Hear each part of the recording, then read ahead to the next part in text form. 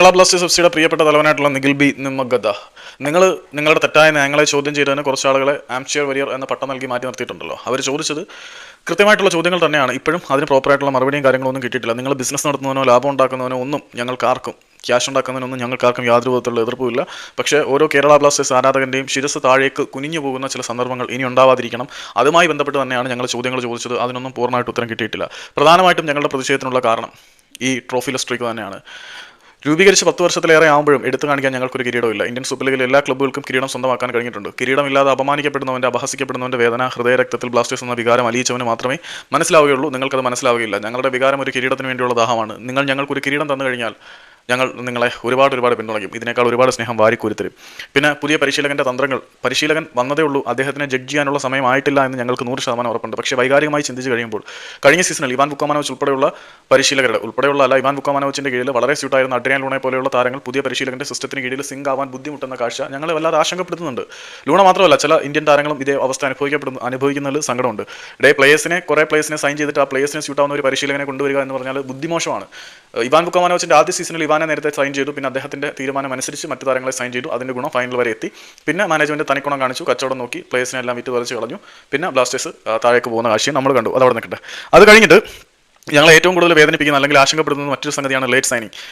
ഈ സൈനിങ് വളരെ ലേറ്റായിട്ട് നടന്നതുകൊണ്ട് ഇപ്പം ഫോറിൻ സൈനിങ് ജീസസ് ജെമിനസ് എന്ന താരത്തിൻ്റെ മികവിനെക്കുറിച്ച് ഞങ്ങൾക്ക് ആർക്കും യാതൊരു വിധത്തിലുള്ള സംശയമോ ആശങ്കയോ ഇല്ല. ദിമിത്രിയസ് ഡീമന്റോസിനെക്കാട്ടിലും എന്തുകൊണ്ടും മികച്ച സ്ട്രൈക്കർ തന്നെയാണ് ജെമിനസ് എന്ന് ഞങ്ങൾ ഉറച്ച് വിശ്വസിക്കുന്നുണ്ട്. പക്ഷേ ഈ വിശ്വാസം കൊണ്ട് മാത്രം കാര്യമില്ലല്ലോ. ഈ ഒരു താരം ഈ ടീമുമായിട്ട് സെറ്റ് ആവാൻ കുറഞ്ഞ 5-6 മത്സരങ്ങളെങ്കിലും വേണ്ടി വരില്ലേ?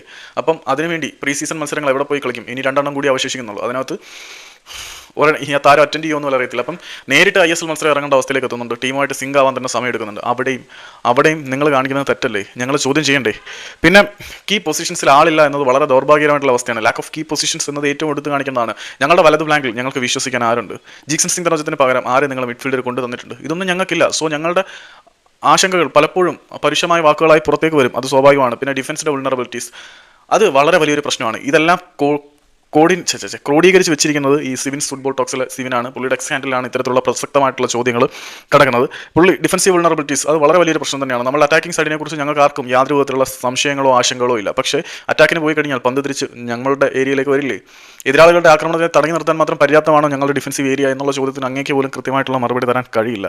പിന്നെ സ്കോഡ് ഡെപ്തിനെ കുറിച്ച് പറയാതിരിക്കുന്നതല്ലേ ഭേദം. ഇവാൻ വുക്കോമാനോവിച്ചിൻ്റെ സമയത്ത് പോലും നമ്മൾ ചെറുതായിട്ടൊക്കെ സ്കോഡ് ഡെപ്തിൻ്റെ പ്രശ്നങ്ങൾ അനുഭവിച്ചിരുന്നു.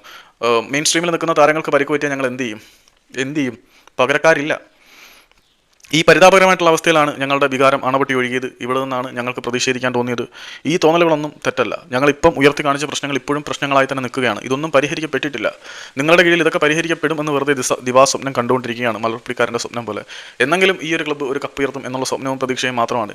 നിങ്ങൾ ഞങ്ങളോട് കാണിക്കുന്ന നെറുകേടുകളെല്ലാം മറന്ന് നിങ്ങളെ പിന്തുണയ്ക്കുന്നതിനുള്ള പ്രധാനപ്പെട്ട കാരണം.